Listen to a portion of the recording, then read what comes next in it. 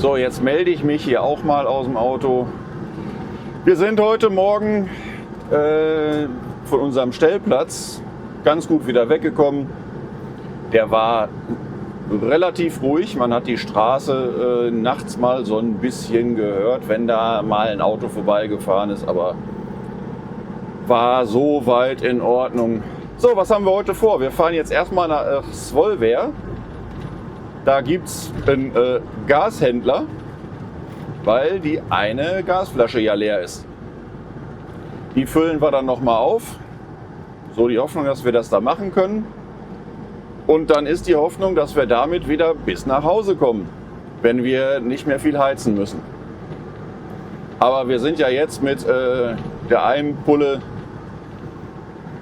ja auch gut 2 Wochen hingekommen. Die andere werden wir wohl auch schaffen, wenn nicht noch ein Kälteeinbruch kommt. Wir hatten alles in allem bis Svolvær, weiß ich nicht, knappe 30 Kilometer. Wir sind schon fast 2 Stunden unterwegs, weil wir hier anhalten, da anhalten. Und immer wieder gibt es irgendwelche schönen Ecken.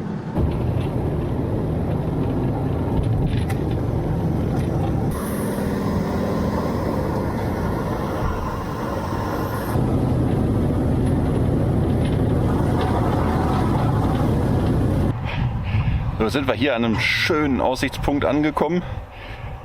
Der sieht zwar relativ alleine aus, die Wahrheit ist aber, uns ist gerade eine Busladung Spanier entgegengekommen. Die haben hier oben alles bevölkert und wir sind jetzt Gott sei Dank hier alleine. Und wie ist die Aussicht? Einfach hammergeil. Einfach hammergeil. Das gehört Genau zu das. den Lofoten-Ausblicken. Ja, das ist hier mal, so stelle ich mir Lofoten vor. Ja. Weiterfahren? Weiterfahren. Weiterfahren. Where's your heart at? Why'd you fall back? Lately your afterglow is shining brighter, waking up an easy egg.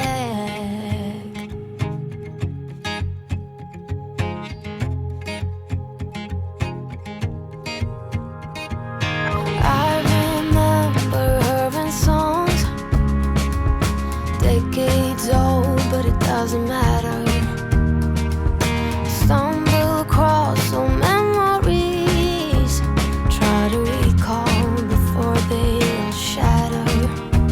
She kept dreaming of a world big enough for everyone, but she knew it must rain before it grows.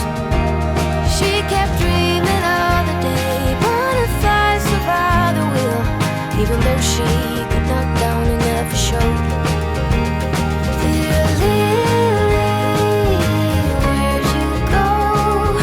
Where's your heart at? Why'd you fall back? Lately your afterglow is shining brighter, waking up an easy egg.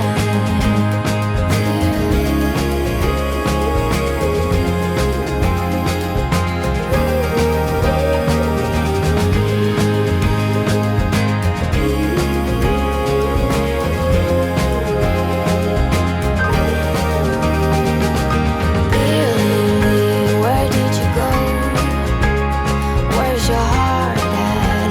Why did you fall back? Lately your afterglow is shining brighter.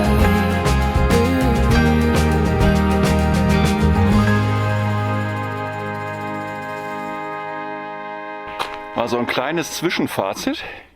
Wir sind ja hier in Henningswær und ja, ich habe die Drohne über dem Fußballplatz fliegen lassen. Die Bilder seht ihr dann gleich. Wie hat's dir gefallen bis jetzt? Super. Super, ne? Kann man nicht meckern. Ist sehenswert. Wir gehen zurück zum Otto Ja. und überlegen, was wir machen, ob wir hier bleiben, ob wir weiterfahren. Wir werden sehen. Na? Richtig. So, auf wie geht's. Zum Glück sind wir jetzt spät abends hier. Das heißt spät abends, was haben wir jetzt? 19 Uhr. Die ganzen Touristen sind weg. Wir haben den Ort fast für uns alleine.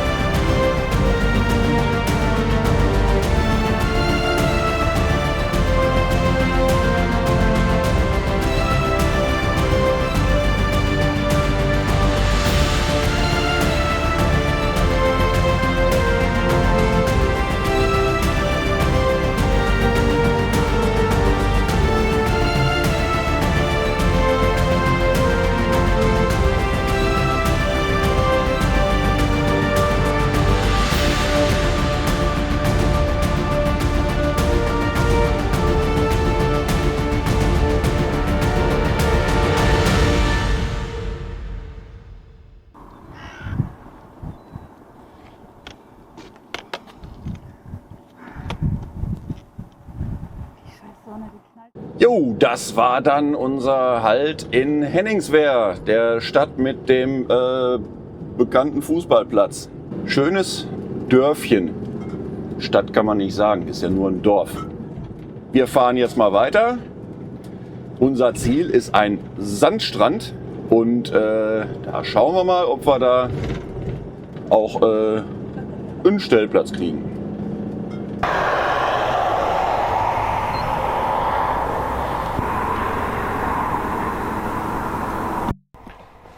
Man benötigt nicht immer unbedingt eine Drohne.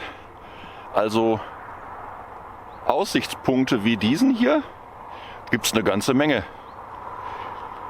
An der Küste nicht unbedingt, aber hier oben, dass man mal von oben runter gucken kann, da sind schon so einige.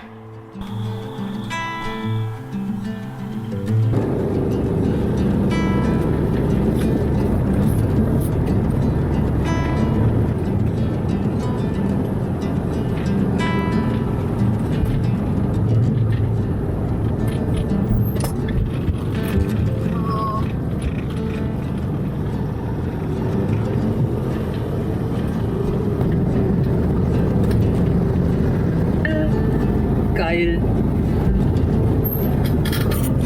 Eine kurze Runde am Utaklive Beach vorbei.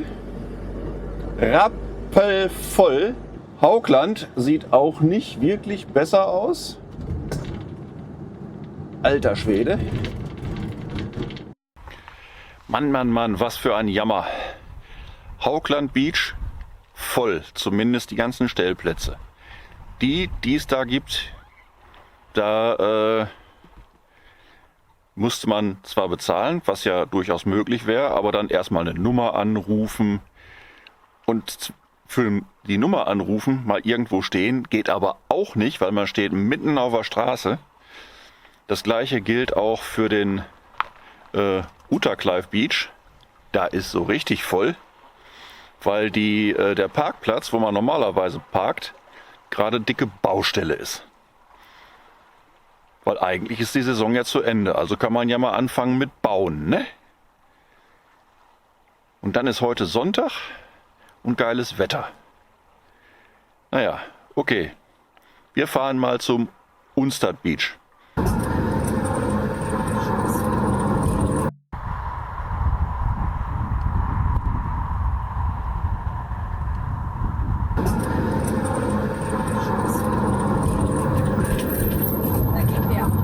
500 Einwohner?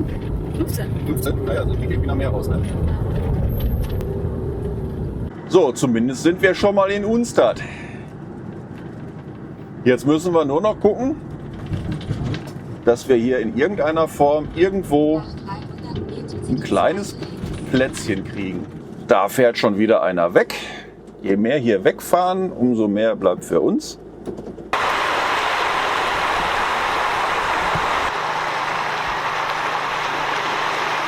Und? Ach.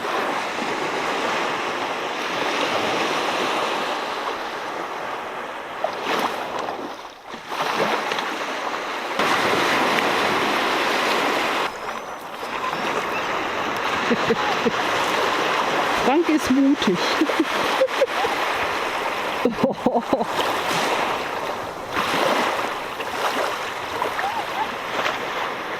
Und? Wie ist es? Das ist eine halbe Kneipkur.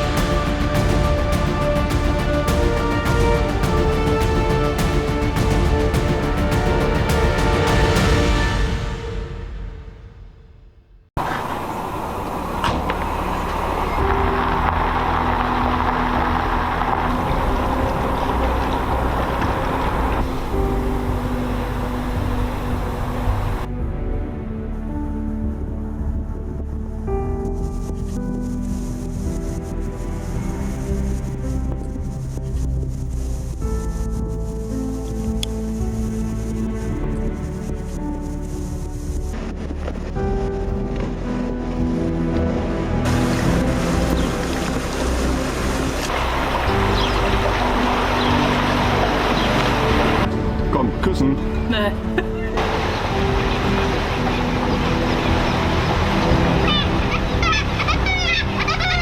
Irgendwie sehe ich nur Arschlöcher.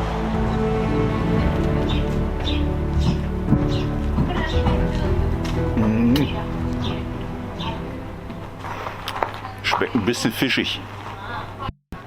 Kurz zur Einordnung, wo wir ja heute sind. Wir sind gerade in Nussfjord angekommen. Das ist ein altes Fischerdorf. Das ist mal total verlassen zurückgelassen worden. Das hat dann ein Unternehmer gekauft, jetzt restauriert und noch ein paar Sachen dazu gebaut.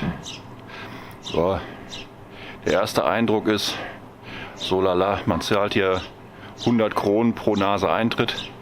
Ob es wert ist und ob es sich lohnt, dazu mal später mehr. Tja, da gibt es dann hier so ein Museumsdorf, ne? Aber eins haben die hier: Ladesäulen. So viel zum Thema Nussfjord. Hat's sich jetzt gelohnt? Also, wenn man den Leuten Glauben schenken darf, die hier vor 4 Jahren noch gewesen sind, hat sich Nussfjord mächtig verändert. Ob das jetzt zum Guten, Schlechten, lasse ich mal dahingestellt. Die Leute sagen mir aber, Nussfjord hat seinen Charme verloren. Vor 4 Jahren war das wahrscheinlich die Hälfte der Buden da abgewrackt, halb zusammengefallen und nicht mehr brauchbar, eigentlich zum Abriss freigegeben. Dann wurde es von einem Investor gekauft und der hat alles wieder schön gemacht. Wo viele sagen, zu schön gemacht. Jetzt gehen wir weiter. Ab jetzt muss man dafür Eintritt bezahlen. 100 NOK, also ungefähr 10 Euro, rechnen wir mal hoch, 10 Euro. Was bekommt man dafür? Nussfjord ist wieder fast auf einem Neuzustand gebracht. Also wer jetzt hier ein Freilichtmuseum erwartet, nee. Historisch, was man sich noch angucken kann, was einem Freilichtmuseum ähneln würde, ist der Schmied, ne? Ja. Und das Räucherhaus. Was auch noch schön war, war das Restaurant, ne? Ja, wir waren ja in dem Café nur drin. In dem Kästen, ja, in dem Café, genau, Ja. in dem Café. Das ist halt noch so aufgebaut wie der alte Kramsladen, ne? Ja, wie so ein alter Apothekerladen. Das fand ich gut. Ja, da ist also ein Laden, da gibt's halt alles. Ja. So, jetzt gehen wir weiter. Es gibt jetzt jede Menge Ferienhäuschen, die man sich da mieten kann. Ja. Im Hafen stehen 2 moderne Boote zum Angeln gehen. Es steht ein hochmotorisiertes RIP im Hafen für schnelle Whale-Watching-Touren oder Also was auch immer. voll auf den Tourismus ausgestellt. Ja, voll auf Tourismus ausgestellt. Ja, das macht so Hotelcharakter. Was es ja auch ist. Es heißt ja auch Nussfjord Resort. Es ist alles da, was man in einem Hotel braucht. Man kann schlafen, man kann Dusche, WC, alles da. Zimmerservice ist da. Es gibt Animation, das heißt, man kann sich eine Angeltour buchen, man kann eine Rip-Tour buchen, man kann eine Sub-Tour buchen, man kann hiken, also wandern gehen. Alles Mögliche ist da. Also von wegen Animation. Jetzt wird mir langsam der Arm hier schlapp. Ja, da fragt man sich aber, was hat das mit dem alten Fischerdorf noch zu tun? Gar nichts mehr. Jetzt kommt die Frage. Zahlt ihr für ein Hotel Eintritt? Nee. Müsst ihr also selber wissen. Also, eure Entscheidung. Man sollte Nussfjord auf jeden Fall einmal gesehen haben. Ne? Es ist sehenswert, ja. Es ist sehenswert. Nussfjord steht übrigens auch auf der Landschaftsroute Lofoten. Historisches Fischerdorf. Ich glaube, die Zeiten sind vorbei, ne? Das ist nicht mehr historisch, das ist ein Hotel. Auf historisch aufgebaut. Aber, wie gesagt, macht euch eure eigene Meinung. Eben. Selber hinfahren. Ja, Ne? das sage ich auch immer. Nicht auf andere hören, selber hinfahren, sich die eigene Meinung bilden. Genau. Wir fahren jetzt weiter. Wir wollen noch nach Rheine. Ich wollte noch auf den Rheinebringen hoch. Wenn der gleich im Nebel steht, hat sich's erledigt. So, wir machen uns auf die Socken, ne? Ja.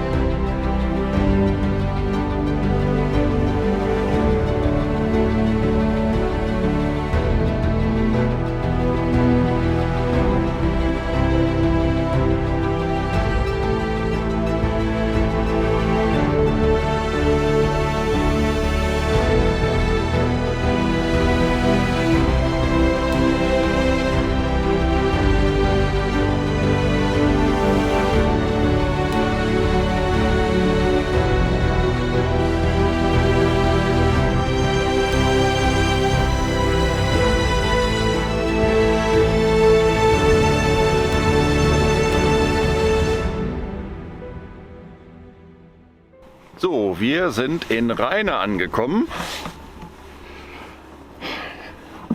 und haben uns erstmal gewundert. Ja, gewundert haben wir uns erstmal nicht, dass oben an der Straße alles, wo was kostenlos war, total überfüllt war und voll war. Also ab auf die Bezahlstellplätze hier. Wir sind auf den ersten besten gefahren. Da ist die Möglichkeit mit Easy Park zu parken. Dann habe ich mal so eingegeben, wir waren um 17 Uhr hier bis morgen 10 Uhr. Wären wir bei 620 NOK gewesen, also norwegische Kronen. Sind so etwas um die 58 Euro oder sowas. 57, 58 Euro. War mir ein bisschen teuer. Einmal runter vom Parkplatz, den nächsten wieder rauf. Und da kostet es 250 norwegische Kronen für 24 Stunden. Da wird klassisch mit Bargeld bezahlt. Also entweder in norwegischen Kronen, geht aber auch in Euro. So ganz klassisch, ab in den Briefumschlag, Nummernschild draufschreiben, Ankunftszeit draufschreiben, wie lange man bleiben will. Fertig. So, jetzt haben wir bezahlt bis morgen 17 Uhr. Na, so lange werden wir wohl nicht bleiben. Aber ich habe morgen noch vor, auf den Rheinebringen hochzulaufen. Wird sportlich. Na gut, wir laufen mal durchs Dorf.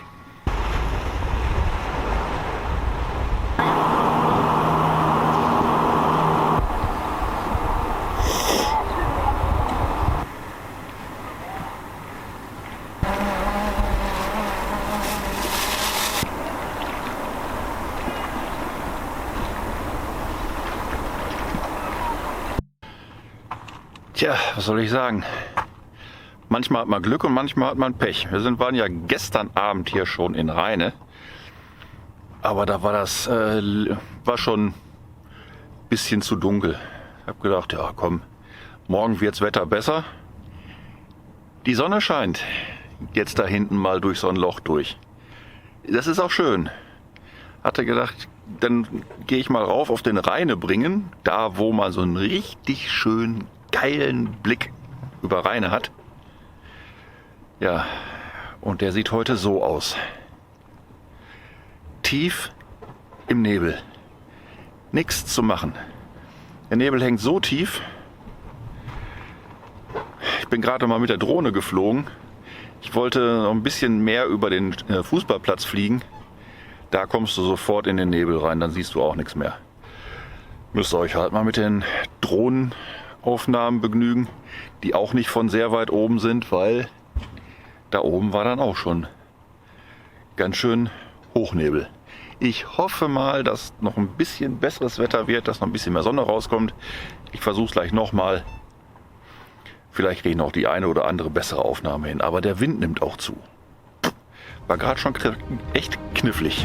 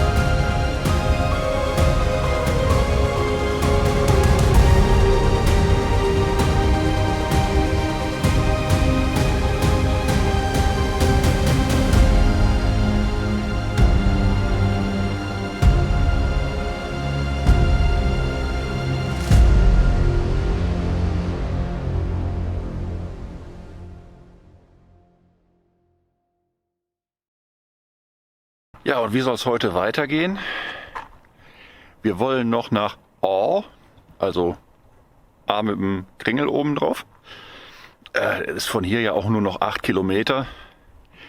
Vielleicht gehen wir da noch eine Runde durch den Ort, wenn wir auf dem einzigen Parkplatz, den es da gibt, noch einen Platz kriegen.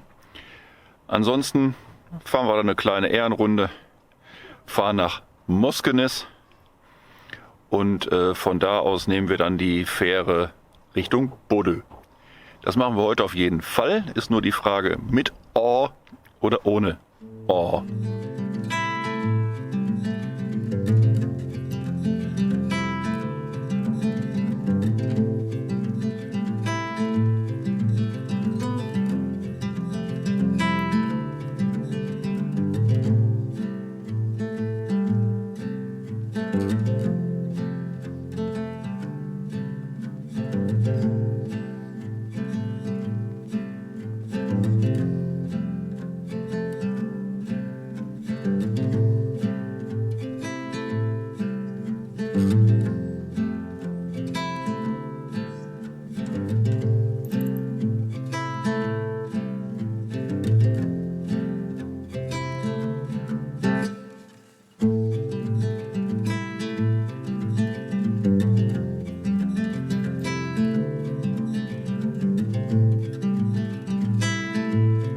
Das waren unsere paar Tage auf den Lofoten. Jetzt geht's von Moskenes nach Bodø. Wir kommen tatsächlich mit der ersten Fähre weg, an der wir uns angestellt haben.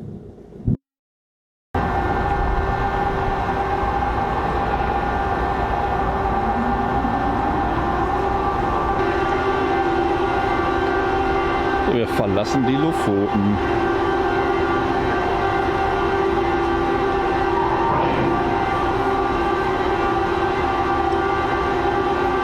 Es waren ein paar wunderschöne Tage hier, bei wunderschönem Wetter.